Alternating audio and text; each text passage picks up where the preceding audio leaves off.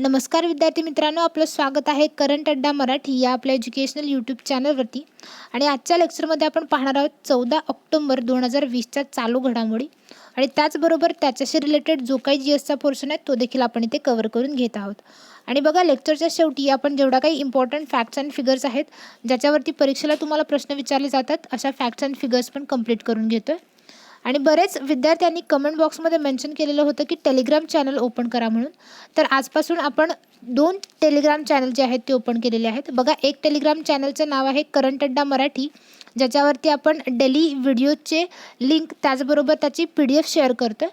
आणि दुसरा जो ग्रुप आहे त्याचं नाव आहे करंट अड्डा मराठी डिस्कशन, ज्याच्यावरती तुम्हाला कोणतेही क्वेश्चन आहेत, कोणत्याही क्युरीज आहेत तर त्या तुम्ही तिथे मेन्शन करू शकता. आपण ते सॉल्व करण्याचा प्रयत्न करूया.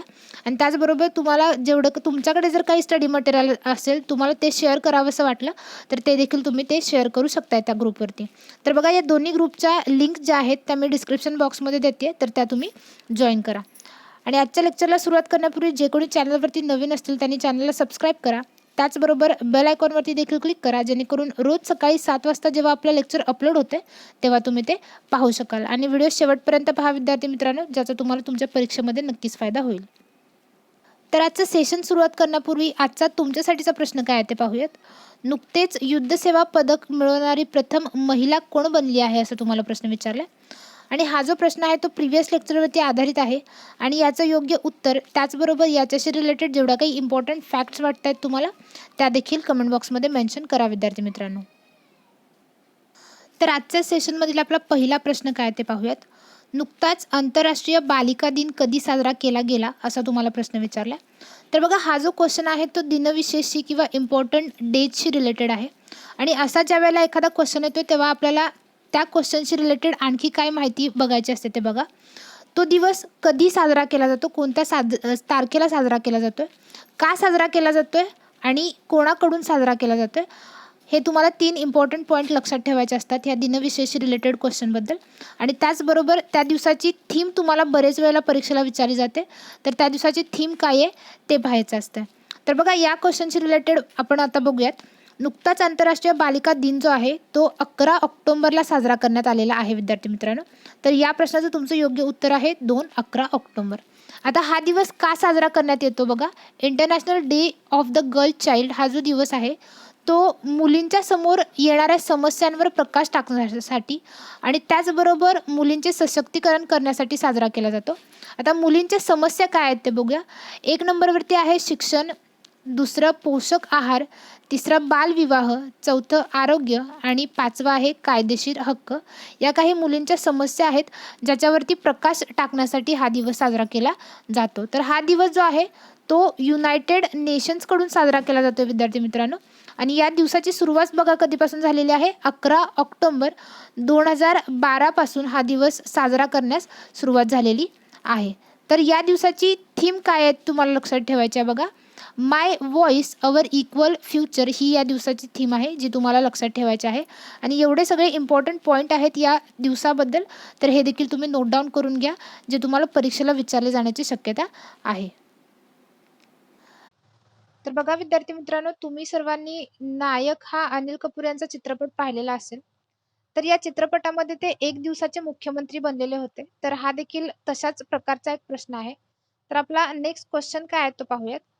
अलीकडे इवा मोर्टो एका दिवसासाठी कोणत्या देशाच्या पंतप्रधान बनले आहेत असं तुम्हाला विचारलंय. तर बघा, या प्रश्नाचं तुमचं योग्य उत्तर आहे 3 फिनलँड. बघा, इवा मोर्टो ज्या आहेत त्या फिनलँडच्या 1 दिवसाच्या पंतप्रधान बनलेल्या आहेत. आणि या पाठीमागचं कारण काय आहे बघा.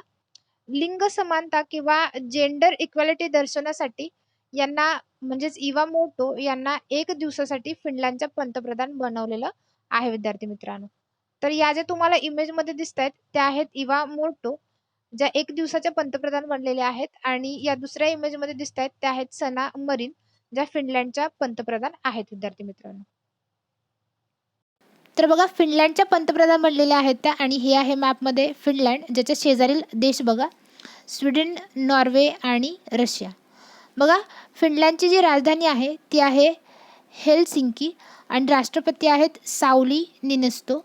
पंतप्रधान बघा सना मरीन आहेत आणि ह्युमन डेव्हलपमेंट इंडेक्सनुसार 12वा क्रमांक लागतो. जो की खूप हाय आहे. आणि ह्युमन डेव्हलपमेंट इंडेक्सनुसार 1 नंबरवरती कोण आहे? नॉर्वे. लास्टच्या म्हणजे 189व्या नंबरवरती नायजर आहे विद्यार्थी मित्रांनो. आणि तेच जर तुम्ही भारताचा विचार केला तर भारत 129व्या क्रमांकावरती येतं. आणि चलन जर बघायचं झालं फिनलँडचं तर ते आहे युरो. तर हे इम्पॉर्टंट पॉईंट्स आहेत जे तुम्हाला परीक्षेला विचारले जाण्याची शक्यता आहे, जिथे स्टार मार्क करून ठेवा विद्यार्थी मित्रांनो.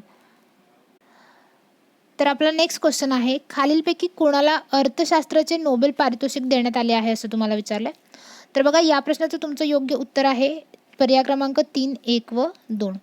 बघा पॉल मिलग्रोम आणि रॉबर्ट विल्सन यांना 2020चा अर्थशास्त्रातील नोबेल पुरस्कार जो आहे तो जाहीर करण्यात आलेला आहे किंवा देण्यात आलेला आहे. तर आता यांनी काम काय केलं आहे बघा, ज्याच्यासाठी त्यांना हा अर्थशास्त्राचा नोबेल पुरस्कार देण्यात आलेला आहे. यांनी लिलावाच्या सिद्धांतात सुधारणा केलेली आहे किंवा ज्याला आपण ऑक्शन थेरी असं म्हणतो. या ऑक्शन थेरीमध्ये त्यांनी सुधारणा केलेली आहे. त्यांनी लिलावाचा नवीन सिद्धांत मांडलेला आहे किंवा त्याच्यामध्ये बदल केलेला आहे, जेणेकरून लिलावाच्या ज्या जुन्या पद्धती होत्या त्या अधिक सोयीस्कर झालेल्या आहेत. तर याच्यासाठी यांच्या या कार्यासाठी त्यांना हा नोबेल पारितोषिक जे आहे ते देण्यात आलेलं आहे. बघा पॉल मिलग्रोम आणि रॉबर्ट विल्सन जे आहेत ते अमेरिकेच्या स्टॅनफोर्ड विद्यापीठात आता कार्यरत आहेत. आणि अर्थशास्त्रातील नोबेल पारितोषिक जे आहे त्याची सुरुवात बघा 1968 पासून झालेली आहे विद्यार्थी मित्रांनो. तर आता याच्यापूर्वी आपण लिटरेचर म्हणजेच साहित्य, परत शांतता म्हणजेच पीस, त्याचबरोबर केमिस्ट्री म्हणजेच रसायनशास्त्र, भौतिकशास्त्र आणि वैद्यकीय क्षेत्रातील नोबेल पारितोषिकं जे आहेत ते बघितलेले आहेत. आणि याच्यावरती एक डिटेल व्हिडिओ जो आहे तो आपण लवकरच बनवून आपल्या चॅनलवरती अपलोड करणार आहे. तर बघा ही पारितोषिकं जी आहेत ती तुम्हाला सगळीच्या सगळी लक्षात ठेवायची आहेत. याच्यापैकी प्रत्येक पारितोषिक जे आहे नोबेल पारितोषिक ते महत्त्वाचं आहे. कोणत्याही पारितोषिकावरती तुम्हाला परीक्षेला प्रश्न आला तर तुम्ही तो मिस करू नये, याच्यासाठी डिटेल व्हिडिओ जो आहे तो आपण लवकरच बनवणार आहोत विद्यार्थी मित्रांनो. आपला नेक्स्ट क्वेश्चन आहे, नुकत्याच कोणत्या राज्य सरकारने वृक्षारोपण धोरणाला मान्यता दिली आहे असं तुम्हाला विचारलं आहे. तर बघा प्रश्नाचं उत्तर पाहण्याआधी वृक्षारोपण धोरण काय आहे बघा. एखाद्या ठिकाणी जर कन्स्ट्रक्शन चालू असलं तर त्या ठिकाणावरील झाडं बरेच वेळेला तोडली जातात. तर या वृक्षारोपण धोरणाअंतर्गत एखाद्या ठिकाणी जर कन्स्ट्रक्शन चालू असलं आणि त्या ठिकाणी एखादी झाडं असली तर या पॉलिसी अंतर्गत ती झाडं न तोडता मुळासकट ती बाहेर काढली जाणार आहेत आणि त्यांना योग्य ठिकाणी लावलं जाणार आहे, जेणेकरून त्या झाडाची कत्तल होऊ नये आणि ते झाड सुरक्षितरित्या वाढावं. यासाठी हे वृक्षारोपण धोरण जे आहे त्या या धोरणाला दिल्ली या राज्य सरकारने नुकतीच मान्यता दिलेली आहे. तर या प्रश्नाचं तुमचं योग्य उत्तर आहे 2, दिल्ली. तर बघा दिल्ली राज्य सरकारने याला मान्यता दिलेली आहे आणि हे आहे मॅपमध्ये दिल्ली, ज्याच्या शेजारील राज्य बघा हरियाणा आणि उत्तर प्रदेश. बघा 1911ला राजधानी जी आहे ती कलकत्त्यावरून दिल्लीला हलवण्यात आलेली होती आणि ती हलवली होती लॉर्ड हॉर्डिंग्ज यांनी. दिल्लीला केंद्रशासित प्रदेशाचा दर्जा मिळालेला होता 1956ला. तर national capital territory of India म्हणून 1992ला त्याची घोषणा झालेली आहे आणि राजधानी आहे दिल्ली. बघा सध्याचे लेफ्टनंट गव्हर्नर आहेत तिथले श्री अनिल बैजल आणि मुख्यमंत्री जर बघायचे झाले तर ते आहेत श्री अरविंद केजरीवाल, जे की आम आदमी पार्टीचे मेंबर आहेत. बघा विधानसभा असलेली 2 केंद्रशासित प्रदेश आहेत भारतामध्ये, त्यापैकी एक दिल्ली आहे ज्याच्यामध्ये 70 मेंबर्स आहेत किंवा 70 सीट्स आहेत विधानसभेमध्ये दिल्लीच्या. आणि दुसरा केंद्रशासित प्रदेश आहे पॉंडिचेरी, जेथे 33 सीट्स आहेत. लोकसभेमध्ये 7 तर राज्यसभेमध्ये 3 मेंबर्स आहेत. ह्युमन डेव्हलपमेंट इंडेक्सनुसार 5वा क्रमांक लागतो दिल्लीचा. त्याच यादीत महाराष्ट्र 15व्या क्रमांकावरती, केरळ पहिल्या, तर बिहार 36व्या म्हणजे लास्टच्या नंबरवरती येतो. आणि करंट अपडेट जर बघायचं झाल्या दिल्लीबद्दल तर बघा भारतातील पहिली प्लाझ्मा बँक जी आहे ती दिल्लीमध्ये स्थापन करण्यात आलेली आहे. आणि त्याचबरोबर भारतातील पहिला EV म्हणजेच इलेक्ट्रिकल व्हेकल चार्जिंग प्लाझा जो आहे तो देखील दिल्लीमध्ये ओपन करण्यात आलेला आहे. आणि ऑपरेशन शील्ड जे आहे ते कोरोनाविरुद्ध लढण्यासाठी दिल्लीने सुरू केलेलं आहे. तर एवढे हे करंट अपडेट आहेत दिल्लीबद्दल जे तुम्हाला लक्षात ठेवायचे आहेत आणि स्टार मार्क करून नोट डाऊन करून घ्या. याच्यावरती तुम्हाला परीक्षेला प्रश्न विचारले जाऊ शकतात. आपला नेक्स्ट क्वेश्चन काय आहे ते पाहूयात. अलीकडेच पंतप्रधान नरेंद्र मोदी यांनी विजयाराजे शिंदे यांच्या स्मरणार्थ किती रुपयाचे स्मारक नाणे जाहीर केले आहे असं तुम्हाला प्रश्न विचारला. तर बघा, विजयाराजे शिंदे यांच्या स्मरणार्थ पंतप्रधान नरेंद्र मोदी यांनी 100 रुपयांचे स्मारक नाणे जे आहे ते जाहीर केलेलं आहे. तर या प्रश्नाचं तुमचं योग्य उत्तर आहे 3, 100. बघा, विजयाराजे शिंदे जे आहेत यांचा जन्म 12 ऑक्टोबर 1919ला झालेला आहे आणि मृत्यू त्यांचा 2001ला नवी दिल्लीमध्ये झालेला आहे. बघा, विजयाराजे शिंदे आहेत, त्यांचं पूर्ण नाव होतं लेखा दिव्येश्वरी देवी आणि त्यांना ग्वालियरची राजमाता या टोपण नावाने ओळखलं जात होतं विद्यार्थी मित्रांनो. बघा, त्यांच्या पतीचं नाव होतं महाराजा जिवाजीराव शिंदे आणि त्यांची जर राजकीय कारकीर्द बघायची झाली विजयाराजे शिंदे यांची, तर बघा 1957ला त्या गुणा, जे की मध्य प्रदेशमध्ये आहे, या ठिकाणाहून लोकसभेमध्ये निवडून गेलेल्या होत्या. तर 1962ला त्या ग्वाल्हेरमधून, म्हणजे जे MP मध्येच आहे, तेथून लोकसभेवरती निवडून गेलेल्या होत्या आणि या दोन्ही वेळेस त्या काँग्रेसच्या मेंबर्स होत्या. त्याच्यानंतर बघा 1971ला त्या भिंड या, जे की मध्य प्रदेशमध्येच आहे विद्यार्थी मित्रांनो, याच्यावरून त्या काँग्रेसमध्ये निवडून गेलेल्या होत्या जेव्हा त्या भारतीय जनसंघाच्या मेंबर होत्या. आणि 1989, 1991, 1996 आणि 1998ला पुन्हा त्या गुणामधून लोकसभेवरती निवडून गेलेल्या होत्या जेव्हा त्या भाजपाच्या मेंबर होत्या. बघा, भाजपाची किंवा BJPची स्थापना जी आहे ती 1980ला झालेली आहे. आपला नेक्स्ट क्वेश्चन आहे, अलीकडेच द खलिस्तान कॉन्स्पिरसी नावाचे पुस्तक कोणी लिहिले आहे असं तुम्हाला विचारलं आहे. तर बघा, या प्रश्नाचं तुमचं योग्य उत्तर आहे 2, GBS सिंधू यांनी द खलिस्तान कॉन्स्पिरसी या नावाचं पुस्तक लिहिलेलं आहे. आणि हे जे तुम्हाला इमेजमध्ये दिसते ते बुक आहे. हे GBS सिंधू जे आहेत विद्यार्थी मित्रांनो, ते रॉचे माजी प्रमुख होते आणि त्यांनी हे बुक लिहिलेलं आहे. तर हा बुक अँड ऑथरवरचा क्वेश्चन आहे. तर बरेच वेळेला तुम्हाला बुक अँड ऑथरवरती क्वेश्चन विचारले जातात, तर तुम्हाला बुकचं नाव लक्षात ठेवायचं आहे, त्याचबरोबर त्यांच्या लेखकांचं नाव लक्षात ठेवायचं आहे. तर विद्यार्थी मित्रांनो, आपल्या लेक्चरमधील किंवा व्हिडिओजमधील इन्फॉर्मेशन तुम्हाला जरी तुमच्या हेल्पफुल वाटत असेल किंवा त्याच्यातून तुम्हाला काही बेनिफिट मिळतो असं वाटत असेल, तर व्हिडिओला एक लाईक जरूर करा आणि त्याचबरोबर हा व्हिडिओ जो आहे तो तुमच्या फ्रेंड्सबरोबर शेअर करा, जेणेकरून त्यांना देखील याचा फायदा होईल. तर आपला नेक्स्ट क्वेश्चन काय आहे ते पाहूयात. आयफेल ग्रँड प्रिक्स 2020 नुकताच कोणी जिंकला आहे असं तुम्हाला विचारलं आहे. तर बघा, या प्रश्नाचं तुमचं योग्य उत्तर आहे 2, लुईस हॅमिल्टन. लुईस हॅमिल्टन यांनी आयफेल ग्रँड प्रिक्स 2020 नुकताच जिंकलेला आहे. तर आजच्या सेशनमधला आपला लास्टचा क्वेश्चन आहे, नुकतीच संपूर्ण ऑनलाईन प्रवेश प्रक्रिया सुरू करणारे पहिले विद्यापीठ कोण बनले आहे असं तुम्हाला विचारलं. तर बघा, या प्रश्नाचं तुमचं योग्य उत्तर आहे 2, DU म्हणजेच दिल्ली विद्यापीठ आहे.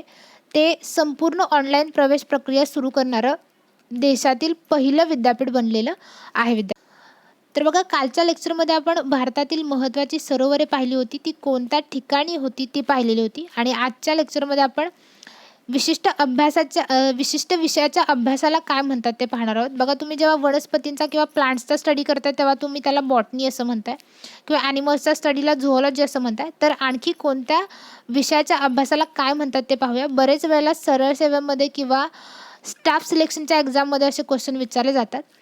तर बघा, हवामानाच्या अभ्यासाला मेट्रोलॉजी असं म्हणतात. रोग आणि आजार यांच्या अभ्यासाला पॅथॉलॉजी म्हणतात. तर ध्वनींचा अभ्यास जो करतो त्याला ॲकॉस्टिक्स असं म्हणतात. ग्रहताऱ्यांच्या अभ्यासाला ॲस्ट्रॉनॉमी म्हटलं जातं. तर वनस्पतींच्या प्लांट्सच्या स्टडीला बॉटनी असं म्हटलं जातं. मानवी वर्तनाच्या अभ्यासाला सायकॉलॉजी म्हटलं जातं आणि प्राणीजीवांच्या अभ्यासाला झुऑलॉजी असं म्हटलं जातं.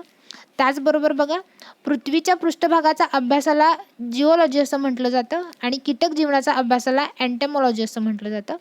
तर धातूंच्या अभ्यासाला मेटलर्जी असं म्हटलं जातं. भूगर्भातील पदार्थांच्या अभ्यासाला मिनरॉलॉजी म्हटलं जातं. तर जीवाणूंचा अभ्यास करतात त्याला बॅक्टेरियोलॉजी असं म्हटलं जातं. विषाणूंच्या अभ्यासाला व्हायरोलॉजी म्हटलं जातं. तर हवाई उड्डाणाचे शास्त्र आहे त्याला एरोनॉटिक्स असं म्हटलं जातं. पक्षी जीवनाच्या अभ्यासाला ऑर्निथोलॉजी म्हटलं जातं. तर सरपटणाऱ्या प्राण्यांच्या शास्त्राला हर्पेटोलॉजी म्हटलं जातं. आणि त्याचबरोबर अनुवंशिकतेचा अभ्यासाला जेनेटिक्स म्हटलं जातं. तर मज्जासंस्थेसंबंधीच्या अभ्यासाला न्यूरोलॉजी म्हटलं जातं.